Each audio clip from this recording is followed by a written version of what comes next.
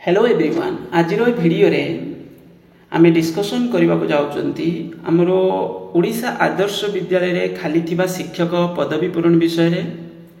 कारण ओएबीएस रे जेते भी पोस्ट सैंक्शन अछि एपर्यंत से सब पोस्ट फिलअप हो पारिला नाही।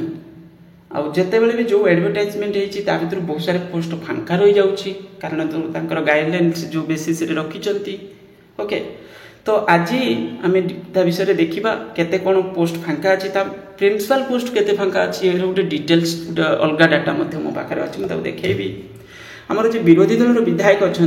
श्री अरुण कुमार साहू विद्यालय और गणशिक्षा मंत्री अनुग्रह करी कहे कि जून 2024 पर राज्य में केतोटी ओडिशा आदर्श विद्यालय संगठन ओएबीएस करने निष्पत्ति यार जिलावारी तालिका प्रदान करेंगे कि वर्तमान राज्य में केतोटी ओएबीएस चालू अच्छी केते छात्र छात्री पढ़ुचंती मंजूरी शिक्षक पदवी केते केते शिक्षक नियुक्ति अच्छी खाली थिबा शिक्षक पदवी नियुक्ति केबे सुधा करिवे तो पूरा डिटेल्स गोटे क्वेश्चन अच्छी किंतु जे आमर विधायक जो क्वेश्चन करिचंती से मध्य बहुत दिन पर्यंत आमर पूर्व सरकार रे हायर एजुकेशन मिनिस्टर भी थिले। आम भी से बहुत सारे जिनस को माने वॉइस रे माने कंप्लेन करूले जे एभली होबा दरकार से भली होबा दरकार वैकेंसी एट ए टाइम आसीबा दरकार एमती छोट छोट फेज करबा किछ आवश्यक नाही। तो एको नै करी मध्य सेतेबेले से सब जिनस को बहुत सारे जिनस को इग्नोर करिसंती। एमिति नुहे जे आम ओडिसा रे पर्यंत मु जणु के भी गोटे हायर एजुकेशन मिनिस्टर गोटे सचोट आउ होची पूरा पूरी फॉरवर्ड गोटे स्मार्ट हायर एजुकेशन मिनिस्टर ए पर्यंत देखिया को आमे पाइले नाही। जे भी मिनिस्टर हवा पूर्व गोटे कथा किंतु हेला परे कोटी पूजा अच्छी कार घरे गाँव रे कार जन्मदिन कार आज सेलिब्रेशन आज महान कवि आमर कौन है आ महान कवि ये हेले सी हेले से जिनस तुम्हें ट्वीट कर सेटा भल कथा किंतु तुम मैक्सिमम एक्टिविटीज का विषय होगा दरकार ना होची आमर होची एजुकेशन विषय रे आउ एजुकेशन आम ओडिशा रे केवली आगु को बढ़िबो कारण तुमे 4.5 कोटी 5 कोटी लोक को तुम रिप्रेजेंट करूछ तुम एमती नुहे जे छोट मोट कोटे 5000 3000 लोक को रिप्रेजेंट करूछ तुम एते सारे लोक को रिप्रेजेंट करूछ आउ एजुकेशन परिस्थिति जो भली अछि तुम ए सब जिंस रे गुरुत्व देबा दरकार कई गोटे लोक ए पर्यंत आमे देखिबा को पाइले नाही। तो एठी आंसर कोन थिला जून 2024 पर राज्य रे कोनोसी ठारे ओडिशा आदर्श विद्यालय संगठन पाई निष्पत्ति निया जाई नाही।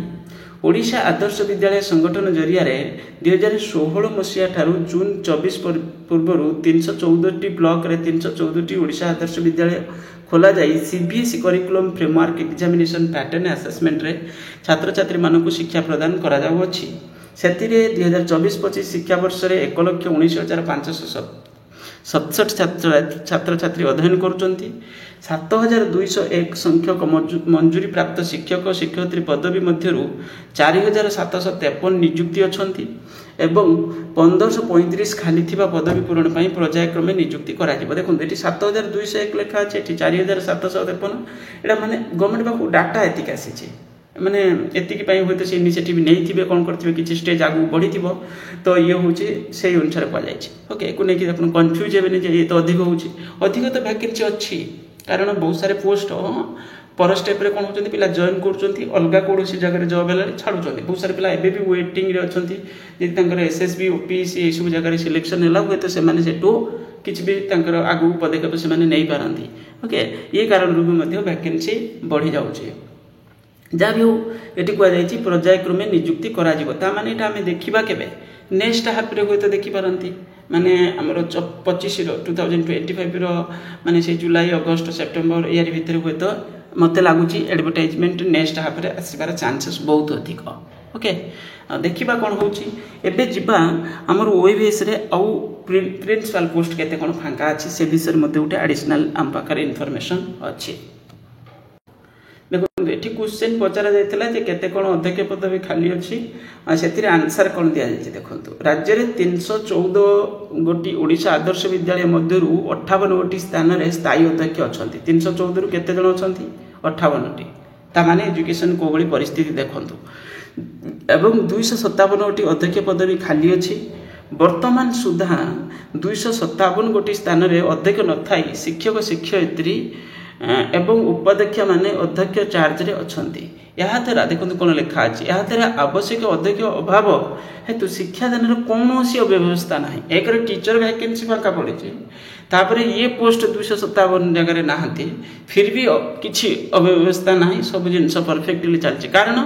शिक्षक शिक्षयित्री खाली थी स्थान में आवश्यक अनुजाई गेस्ट टीचर मान नियुक्ति करा ओके गेस्ट टीचर तुम्हें कौ जगह दौच जो जगह तुम कहीं ना से फैकल्टी ना तो से दबा पड़ो तुम पाखे अल्टरनेट किसी ना से फिजिक्स जड़े टीचर ना फिजिक्स पेपर पढ़ किए तो से तो बाध्य तुम दब गेस्ट टीचर कर कौन तुम से तो फिजिक्स तो मैंने कहीं अगा बगा खगा क्या गोटे धरिकी तुम कहबनी जाए आरे फिजिक्स पढ़े दे से तो संभव नुहे तो से जो क्वालिफाइड टीचर को दबा पड़ो जहाँ पे तो कथा हो